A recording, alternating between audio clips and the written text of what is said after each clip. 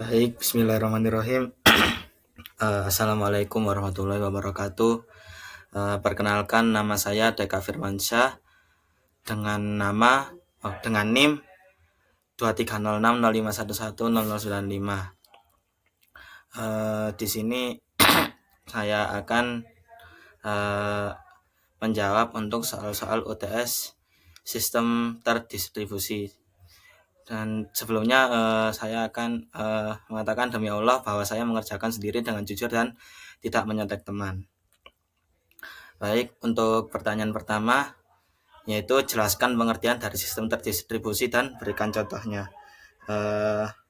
Untuk sistem terdistribusi sendiri, di sini adalah kumpulan komputer otonom yang terhubung dalam suatu jaringan dan berkoordinasi lewat pesan dan terasa seperti satu sistem bagi penggunanya.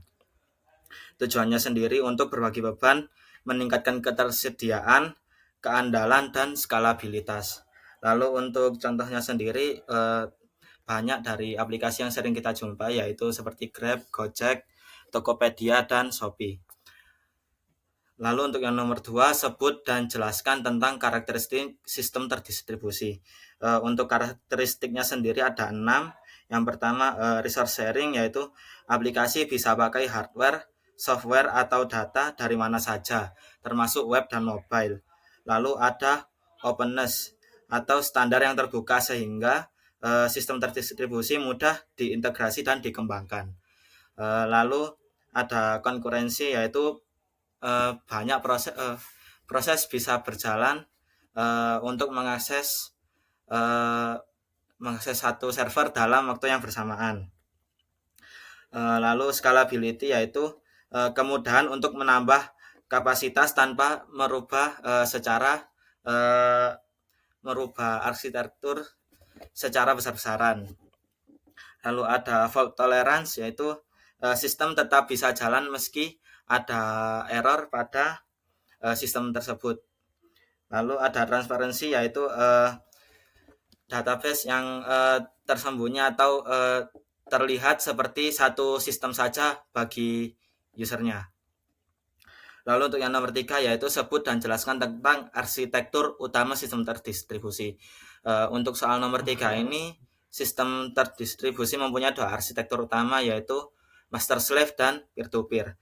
Untuk master slave sendiri, yaitu memiliki di mana terdapat satu komputer yang bertindak sebagai master yang mengatur semua jaringan pada sistem tersebut. Untuk keunggulan master slave sendiri ada implementasi yang mudah dan koordinasi data yang mudah. Lalu kekurangannya yaitu jika master down maka sistemnya akan lumpuh. Lalu untuk yang peer-to-peer di sini semua perangkat setara, tidak ada yang master atau slave. Jadi semua perangkat dapat bertindak sebagai master atau slave tersebut. Untuk kelebihan dan kekurangannya sendiri adalah sistem tidak mudah. Untuk kelebihannya adalah sistem tidak mudah lumpuh dan scalable. Lalu kekurangannya sendiri koordinasi data menjadi lebih kompleks. Lalu jelaskan pengertian dari soket dan berikan contohnya. Untuk pengertian dari soket yaitu soket adalah antarmuka atau titik komunikasi pada jaringan yang menghubungkan proses klien dan server di atas TCP atau UTP untuk kirim terima data. Untuk contohnya sendiri adalah aplikasi socket chat simple socket chat kemarin yang memakai TCP dan UDP. Lalu jelaskan pengertian dari port dan sebutkan jenisnya. Port sendiri adalah pintu komunikasi virtual agar dapat data mendarat ke aplikasi yang tepat. Contoh nomor port sendiri ada HTTP dengan 80, HTTPS dengan port 443 dan lain-lain. Untuk jenisnya ada 3, yaitu yang pertama well known dari angka 0 sampai 1023 untuk layanan standar seperti HTTP, HTTPS, SSH atau DNS. Lalu ada registered dari 1024 sampai 449.000 untuk aplikasi umum atau terdaftar. Lalu ada dynamic dan private ya, yang untuk rentangnya sendiri, sisanya yang dipilih otomatis untuk sementara. Dan untuk port itu juga sebagai seperti pada aplikasi soket kemarin, yaitu port 12345 itu adalah salah satu port. Lalu jelaskan pengertian Service Oriented Architecture atau SOA. SOA di sini adalah cara menyusun sistem dari kepingan layanan kecil yang mandiri, punya kontrak atau antarmuka standar dan longgar keterikatannya. Artinya satu servis bisa diganti atau di-upgrade tanpa merusak servis lain. Lalu sebut dan jelaskan servis di SOA. Untuk servisnya sendiri di sini ada business service, yaitu servis yang mewakili alur atau proses bisnis end to end. Lalu ada application service, yaitu aturan atau logic bisnis yang lebih spesifik.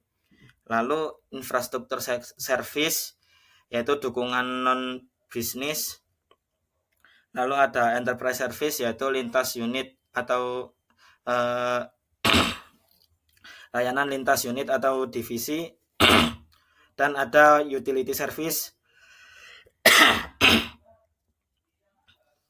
yaitu sebagai fungsi kecil, generik, dan reusable. Lalu jelaskan pengertian RPC dan SOAP. Di sini RPC atau Remote Procedure Call adalah sebuah metode yang memungkinkan kita untuk mengakses sebuah prosedur yang berada pada komputer lain. Untuk dapat melakukan hal tersebut, sebuah komputer harus menyediakan layanan remote procedure. Lalu SOAP sendiri atau Simple Object Access Protocol di sini adalah standar untuk bertukar pesan-pesan berbasis XML melalui jaringan komputer atau sebuah jalan untuk program yang berjalan pada suatu sistem operasi untuk berkomunikasi dengan program pada OS yang sama maupun berbeda dengan menggunakan HTTP dan XML sebagai mekanisme untuk pertukaran data. Lalu yang ke-9, jelaskan pengertian dari WSDL dan REST. WSDL atau Web Service Description Language adalah sebuah dokumen yang berbasis XML.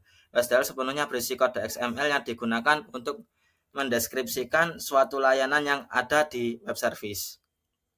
Lalu ada REST atau Representational State Transfer, yang merupakan gaya arsitektur untuk menyediakan standar antara sistem komputer di web, sehingga memudahkan sistem untuk berkomunikasi satu sama lain. Lalu jelaskan tentang yang terakhir, jelaskan tentang XML, JSON, dan RSS. Untuk yang pertama yaitu XML, Extensible Markup Language, adalah bahasa komputer yang dibuat oleh World Wide Web Consortium untuk menyederhanakan proses pertukaran dan penyimpanan data. Lalu ada JSON Web Token, yang berarti token ini menggunakan JSON JavaScript Object Notation yang berbentuk string panjang yang sangat random. Lalu token ini memungkinkan kita untuk mengirimkan data yang dapat diverifikasi oleh dua pihak atau lebih. Lalu yang terakhir ada RSS, yang atau kepanjangannya adalah Really Simple Syndication, yaitu sebuah format standar yang digunakan untuk mendistribusikan konten yang diperbarui secara berkala.